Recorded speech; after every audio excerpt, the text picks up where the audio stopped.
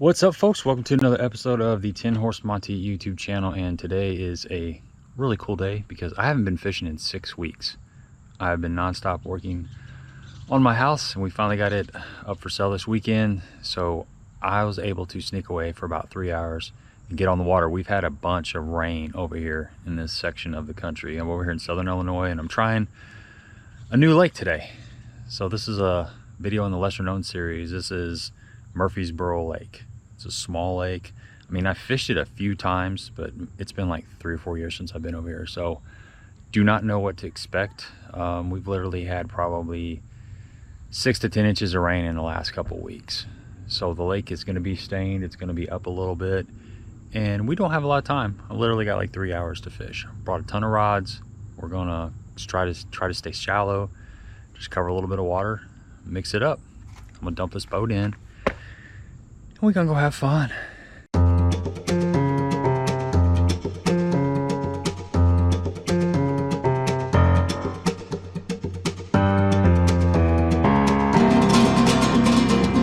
It's kind of funny, I got all this camera equipment, and it's been so long since I've shot any footage that I'm having to relearn how to do it. When I put my fishing shirt on, I like to wear the sun hoodies. By the way, if you don't wear sun hoodies, check them out. It's a great way to protect yourself from the sun. You have to put less sunscreen on. Sunscreen's like okay, but not really good for you.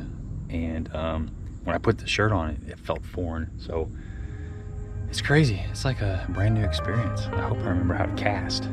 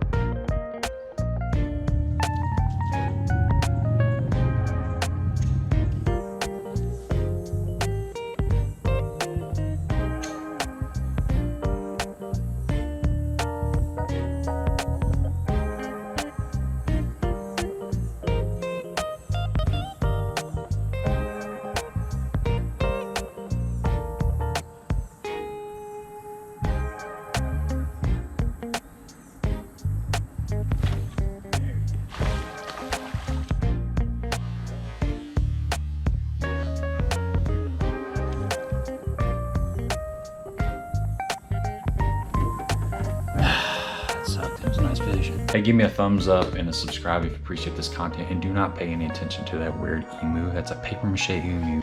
Emu? Yeah, emu that my daughter made, and we were gonna throw it away when we moved out of the old house, but I just can't throw it away. I think it's too cool. So you're gonna see that thing kind of floating around in some of my videos in the near future. All right, before we go any further in this video, I wanted to kind of talk to you about something that just happened in that fish catch. The reason I lost that fish is because I didn't have the proper hook. This is something that is overlooked, something I've been paying attention to a lot lately. I'd been fishing a tube. So the hook that I had on there was made by Owner. It's an extra wide gap needlepoint hook. I'm not exactly sure what they call it, but I mentioned it in another video, like a recent video when I'm talking about tubes. But it's made for this tube, and it's great for the tube. What it's not quite as good for is this crawl right here. The size of the hook is real important. It's often overlooked. We think the bigger the hook, the better the hookup ratio, and that's not always the case. There's a couple of reasons why. One is the diameter of this hook. This is a beefier hook. It's got a lot bigger diameter, so you really got to get some meat in those fish. You got to get a really good hook set. I don't know if you can see this hook. I'll show you the difference in the hook that I went with and in this hook right here. It's bigger diameter, so you really got to jack them. Secondly, when this hook is in a fish's mouth, the wider that gap, the more space it takes for that hook to turn over. A lot of times when fish grabs it, the hook is sideways. If you set this way and it doesn't turn over, it's just going to pull out. So it takes a lot more space for this hook to rotate in the fish's mouth. A smaller hook, it takes less area to rotate. A bigger hook, it takes more area. That's another reason. And thirdly, those little hooks, not really a little hook, but a smaller hook, once it gets pinned in the fish's mouth, it tends to stay hooked up a lot better. If you've got a lot of this hook out of the mouth, let's say this is the fish's mouth, you set the hook, it comes through, it's out of the mouth. The more hook, the more point that you have out of the fish's mouth, the more likely it is to get caught up in something that you're pulling the fish out of. If you're fishing in sparse cover, it's probably not that big a deal. But if you're flipping in laydowns and, you know, grass and stuff, you've got, let's say willow trees, bushes, things like that, you've got this much hook protruding from the fish's mouth. When you're pulling it, trying to pull it out of stumps and stuff, it can get caught, and once it gets pinned, it's going to pin that fish against that piece of wood or whatever. The fish is going to wall around. A lot of times it's going to get off. So whereas a shorter hook or smaller hook, you got less of this point sticking out of the fish's mouth. Now this is the hook I went to. This is a 3/0 Superline Gamakatsu EWG hook. You can see the difference. Okay, this is the tube hook I was throwing was a 4/0. So it's not a giant hook anyway, but look at the difference in that. So this hook has to turn a lot. It needs a lot less area to turn around in the fish's mouth than this hook. That's quite a bit of difference in the gap. So a bigger hook is not always the way to go.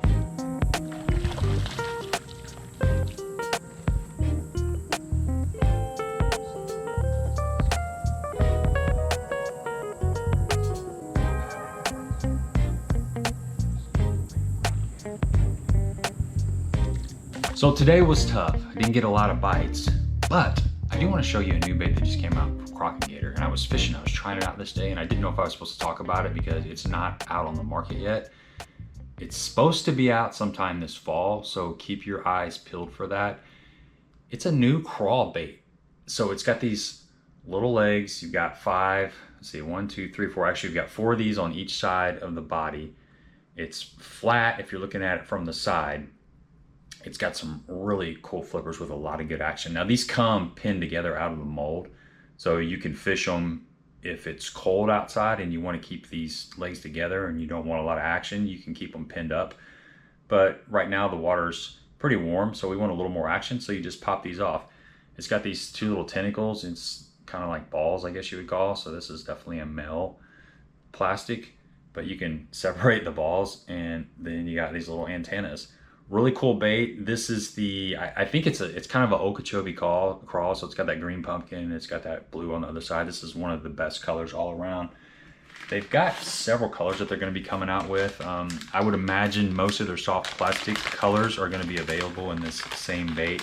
So here's one fresh out of the package, and you can see it's fastened together right there. This is more of a green pumpkin purple, green pumpkin blue. But Crock and Gator's coming out with a lot of pretty cool soft plastics. There's a lot of stuff getting ready to come out in the next year or so, but I was able to get my hands on this and fish this. It has a really good action. It's a great jig chiller too. I've been putting it on some jigs. Texas rig, this is something you could throw on a Carolina rig. You could throw it on a shaky head. It's not a huge profile. It's kind of that mid-range bait. It's gonna go well with just about anything you wanna put, however you wanna rig it, it's gonna go well with that. It's an excellent jig trailer. You can pinch it down if you want a finesse jig trailer. Like I said, a shaky head. Anyway, this is something I think is going to get you guys a lot of bites, and unfortunately it's not out yet, but it will be available soon. So keep your eyes peeled for that. I'll be fishing a little bit more in some of my upcoming videos.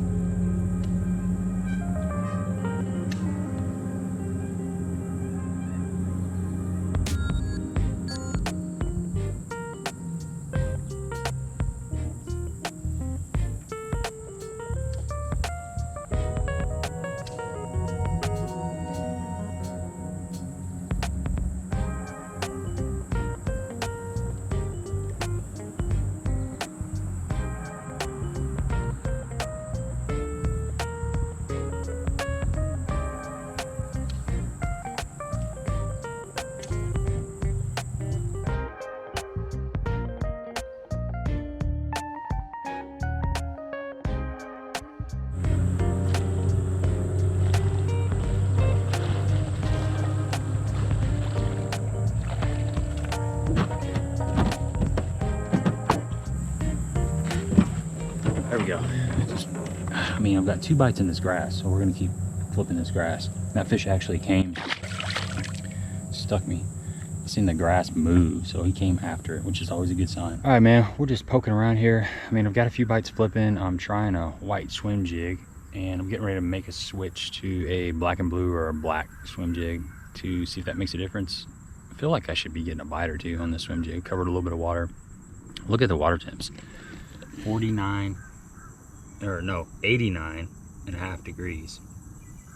And we've had a bunch of rain, so I would imagine this lake was probably in the mid 90s not too long ago, because we've had a lot of rain, which typically cools the water down. So that's 90 degrees almost. That's some pretty hot water. There's a thermocline set up in like 10 foot, so I'm definitely focusing on that 0 to 10 foot, and we got a little bit of time. We're gonna keep our heads down and try to snatch a couple fish.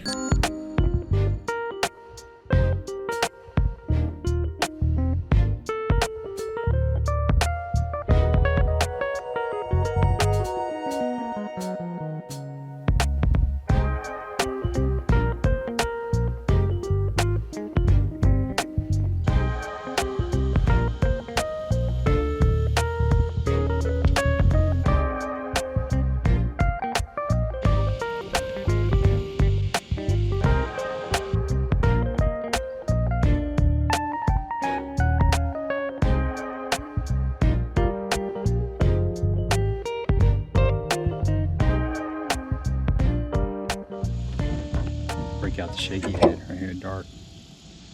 Man, we had fun out here. One thing about this lake is there's not a lot of people, so you got the whole lake to yourself. I mean, there's 2 other boats out here, but you know, we caught a few fish, small fish. This lake does have some really good ones in it.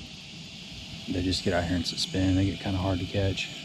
So thumbs up, appreciate the content. If you want to come out to a lake that's very peaceful, very beautiful, like Murphysboro, it's got you covered.